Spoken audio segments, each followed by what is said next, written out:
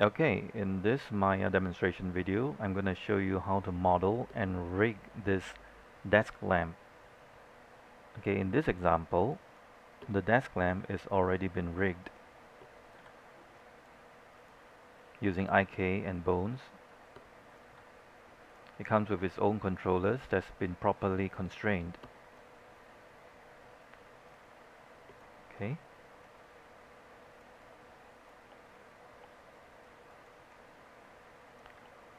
so let's get started by me showing you how I model this lamp. Okay, so I'm going to start a new scene, and then I'm going to change my viewport renderer into the legacy default viewport so that you can see the view cube here. And because I'm using Maya 2015, it always defaults to the viewport version 2. Okay, so first I'm going to go to the side view. So one of the side views, so in this case I'm going to go to the right view. So you can tap onto your space bar and then click and drag and then change to the right view. Okay, take note of all the keys which I've been pressing, which will be displayed in these two gray boxes here. So in case you miss out on the shortcut keys that I've used, you can refer to this two windows. Alright, so I'm positioning the viewport so that I can see the two dark lines here. Okay, you might not be able to see it very clearly, but these dark lines will represent the origins of the Y and Z axis. Okay, so you can see the two black lines are intersecting here. So what I'm going to do right now is I want to create the outline to draw the base of the lamp. So I'm going to go to surfaces and I'm going to create a CV curve. Okay, and I'm just going to use the default values for the CV curve, and I'm going to start from the center of the CV curve, and I'm just going to draw from the center line here.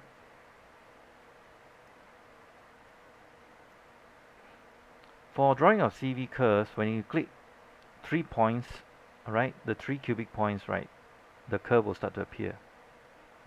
So if you want a hard corner, you need to click the 3 points close to each other to draw a hard corner.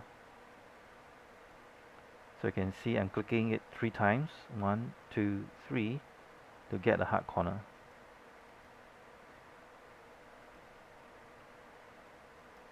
And I'll just end it here and then press enter. And then I have the outline.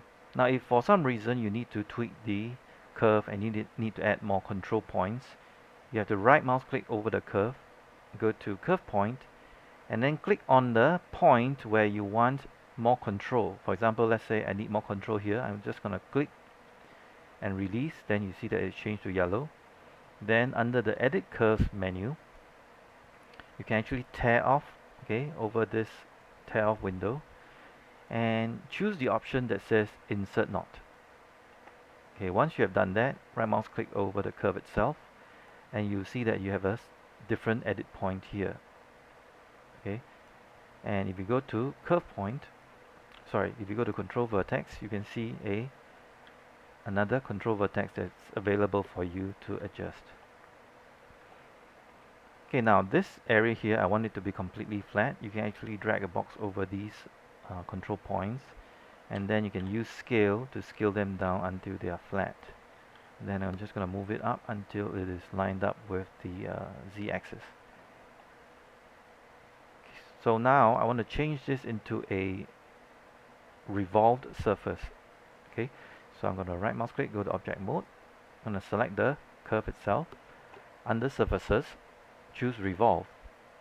Now you can click on the revolve on the default settings, but let's click on the option box here and just check that we have the right settings. Okay, it's going to revolve around the y-axis. The result is going to be an 8-segmented NURB surface. So it's revolving at 360 degrees. We're happy with that, and let's say revolve. You will notice something here when you create it at the right view. Okay, right now I've just switched over the perspective view. You notice that the surface of the object looks black. Well, it is related to the way I created my curve. Okay, let me jump back to the right view again. So when I created the curve in this way, it ended up that the curve is a reversed curve. Okay, at least according to Maya's uh, way of orientation. So in order to get the gray look right, I can reverse the curve. So to select the curve, I can open up this window here called the outliner, select the curve itself, and then under edit curves, okay, which I've pulled out the window here, I can choose the option called reverse curve direction. Just click on it, and now you will have the base looking in its correct shaded form. Okay, and you notice that there is a dark spot here. Well, this happens when you revolve and the points actually cross over to the other side. So to fix this, you can select the curve, okay, but you must go into the curve's control points, or rather the edit points. So I'm going to switch over to the right view again, and I'm going to right mouse click, go to the control vertex. Okay, let me just change this to wireframe mode so that you can see.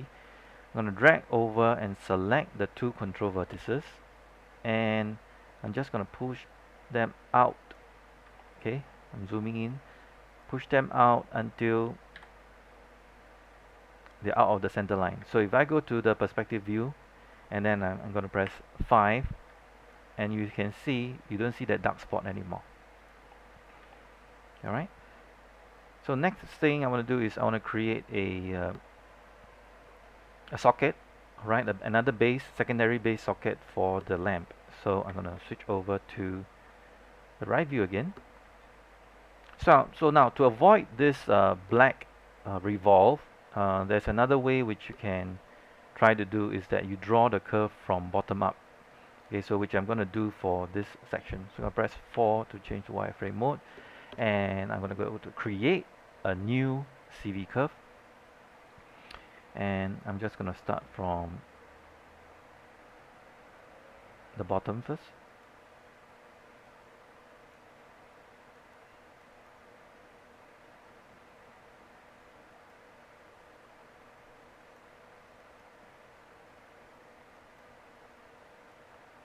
So for this socket, I want to give it a rounded look like so, and then I'm going to press enter.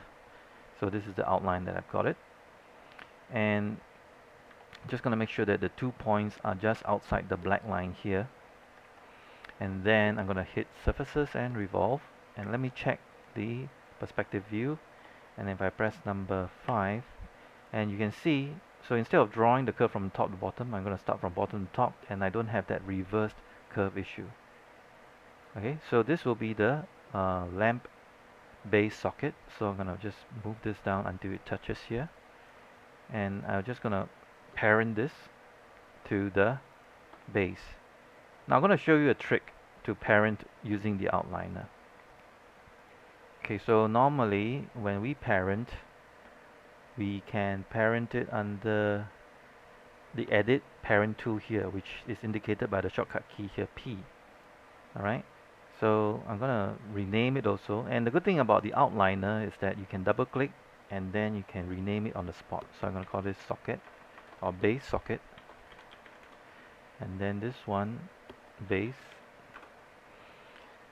So I'm going to show you the normal way which we parent. We can select the child first, then we select the parent. So the last object that is selected will always be the parent, and you press P. So when you've done that, you notice that there's a change in the outline as well. You can see that now the base socket is a child of the base. So when I select the base and I move it around, the base socket will follow it. Now, if you want to do this in outliner, you can actually do that. So I'm going to undo a couple of times so that they are no longer parent and child. So I want the base socket to be the child. So you can actually do that by middle mouse clicking and dragging it over base and releasing it. And you will still achieve the same result by pressing P. So right now you can see the base socket is the child. And if you want to unparent, you just click on the child that you want to unparent and middle mouse click and drag it out. So now it has become independent. Alright, so it no longer follows the parent. So but since we want this socket to be the child, I'm going to middle mouse click and drag it and place it over the base. So let's continue to build the rest of our lamp. Okay, so the next object I want to create will be the just a NURBS sphere. Okay, you can create a polygon sphere if you wish to. So I'm just gonna go to create NURBS and then just gonna hit sphere. And in Maya 2015 you have the option of dragging to create the size of the sphere. So because I'm in the side view, when I drag and create, the sphere is oriented towards my view. Okay, for this lamp, I'll prefer that the orientation is of the poles of the sphere. Okay, the poles of the sphere, you can see that the points that is radiating from the bottom to the end. I'll prefer that this will be to be pointing up and down rather than the side. So for this socket, okay, I'm just going to delete this sphere. Just going to switch over to my top view, and I'm just going to repeat the create NURBS sphere again, and then right at the center just click and drag the sphere. Okay, because the sphere is created at the grid level, it's actually underneath the base, so you need to move the sphere up until it sits onto the socket. And as you can see here, the size of the sphere is a little bit too big, so I'm going to scale it down. Just going to use my scale and scale it down and move it down until it sits comfortably inside the socket. Okay, so for the sphere, I'm going to call this ball socket. And notice when I reduce the scale inside the channel box layer tab here, the scale has become a strange number. It's become 0.717. Now I want this to remain as 111, so you need to perform a function called freeze transform. So you have to go to modify, freeze transformation. If you open up the option box, you will notice that when I hit freeze transform, it's going to freeze and reset all the transformations into 0 and 1 for scale. So I'm just going to do that for the sphere, and then I just hit freeze transform. Okay, so now let's continue with building the rest of the lamp. So the next part that I need to do is I need to create a couple of cylinders to act as the arms. Alright, the base arms. So to create the cylinders, you can use polygons instead. So I'll create meshes instead. So go to polygons, and then under create, go to polygon primitives, and then choose the option cylinder. So in this case, I'm dragging and then pulling out to create the cylinder.